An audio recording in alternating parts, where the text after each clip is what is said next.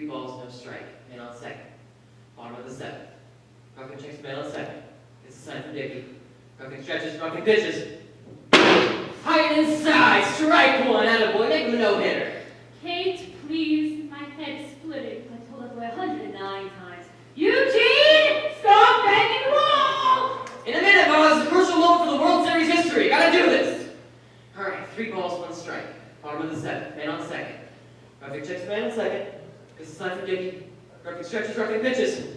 High and outside, ball 4. JoJo Moore walks to the plate. Can't you do that someplace else? I'll break his arm with girls and whisper. Eugene! Your implant is a splitting headache! I don't want him to stop playing. It's just the thing.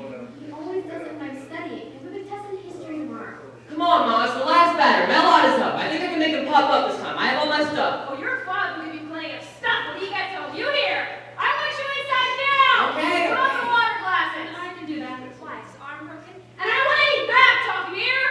Jeez. Attention, ladies and gentlemen. Today's game will be delayed because of my Aunt Blanche's headache. Blanche, it's enough soy. All I need is for you to go behind. I just have this 1 inch to finish. Laura, dear, help your Aunt Kate in the kitchen. 2 more pages, all right, Mom? I have to finish the Macedonian Wars. Always studying that one. She's gonna have something on her shoulders. Eugene! I'm coming! Wash your hands! My hands are clean. Wearing a glove. I really hate my name. Eugene Morris Jerome. That's actually the 2nd worst name ever given to a male child. Right behind Haskell Fleischer.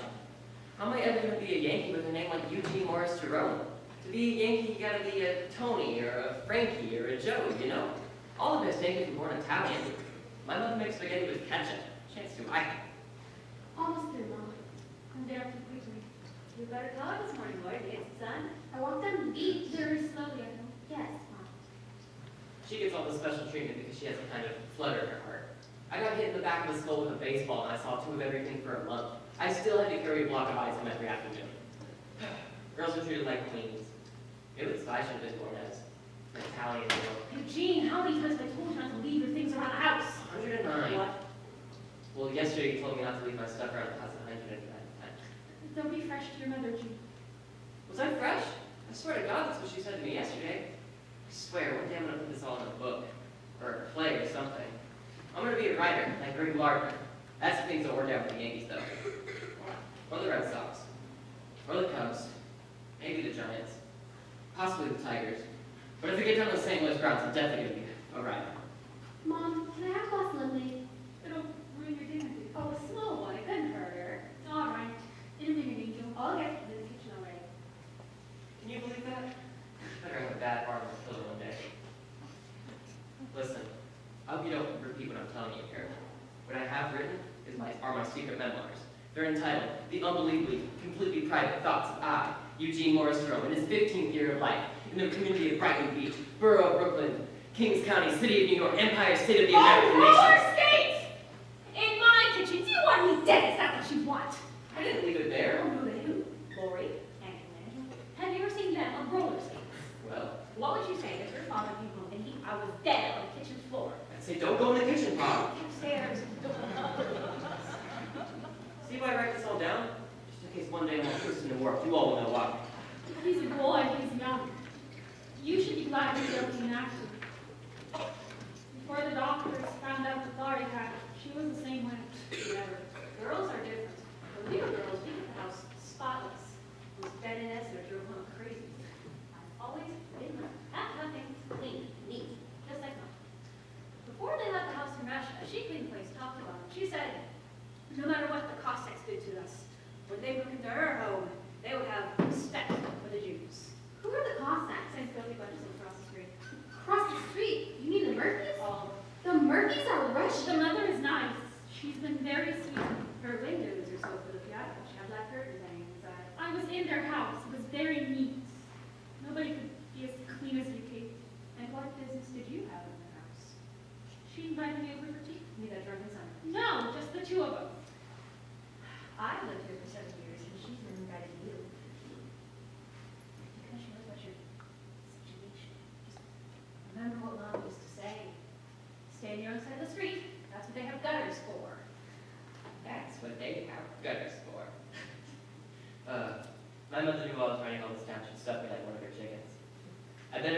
means by Aunt Lynch's situation, though. See, around 6 years ago, her husband, Uncle Dave, had this thing. Never say it out loud, but I always whisper it. Cancer. I think they're afraid to say it out loud. Afraid that God or something might come down and say, "Oh, I heard that. You said the dreaded disease, and just for that I shall smite you down with it." Here's some things that grown-ups just won't discuss. For example, my grandfather, he died from diphtheria. Well, anyway, when Uncle Dave died, he left my Aunt Blanche with no money and no insurance, so she couldn't support herself because she had asthma. Well, my late-hearted mother insisted that we take her to kids to live with us, so they split my room with her. So me and my brother Stanley live on this side, Lori and your sister Nora live on the other side. My father thought it'd just be temporary, but it's been 3.5 years so far. And I think because my Aunt Blanche's situation, my father's developing high blood pressure. Oh, that's okay, Lord. Thank you, Aunt Kate. You can tell me. I know. It's nuts. It's 7 o'clock this morning. I was just hoping. Sew your fingers together. It's getting dark anyway. I think I need new glasses. Our teacher said you should change them every 2 years. Can you put a light on here? Kate, I don't have to run electric bills. The only healing government is Have we asked you for anything? You seen when it started around here? If I'm hungry, I'll see something from your I'm going to do that someday. I don't know when, but I keep my word. Your lips, the attitude takes. Go and taste the soup, see if it needs more salt. Should I put out the water glasses or is Eugene gonna do it? Eugene, it's the last I'm going to tell you! Student ethics here. Because of her condition, I have to work twice as hard around here. I can just make it to the Yankees and we can skate Petersburg this week. Although, her sister Nora isn't too bad. She's 16 and a half. Actually, this is the first year of my life that I started noticing girls. And Nora started developing around 8 months ago.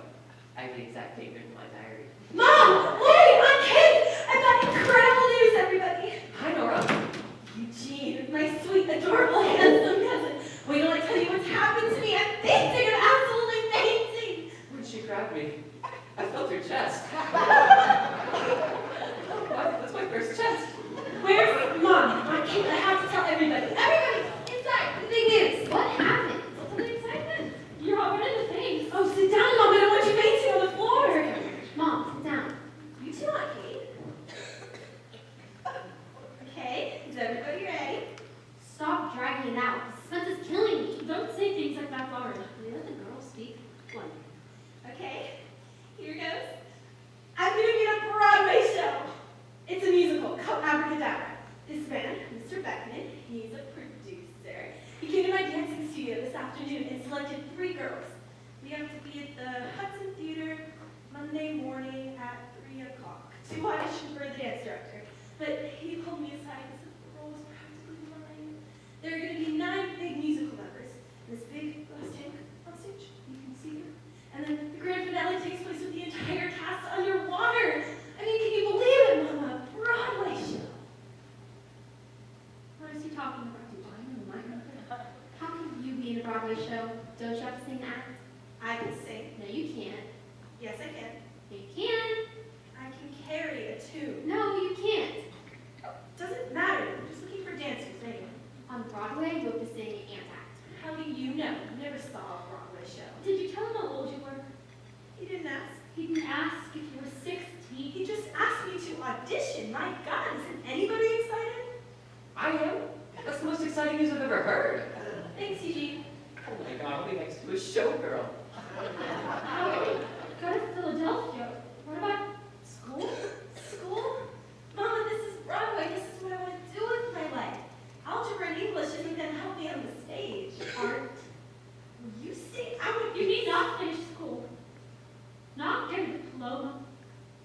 Do you know how hard it is today for a girl to get a good job without a high school diploma? But I've got this job, and I'll be making more money than 10 girls with diplomas. You don't have it yet. You still have to audition. It's as good as mine, Mr. Beckman told me. And what if, God forbid, you break a leg or get heavy?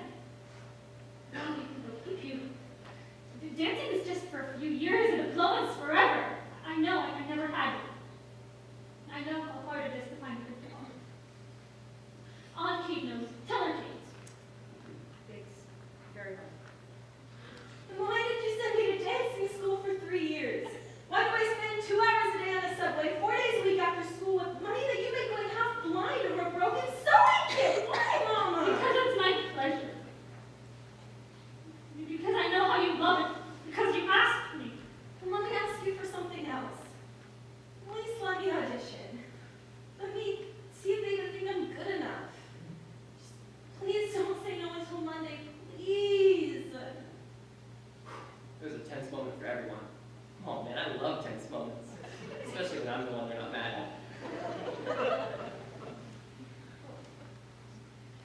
God knows we could use the money. We owe Chuck and Kate enough as it is. I think they have as much strength as I do. How do you feel about it, Kate?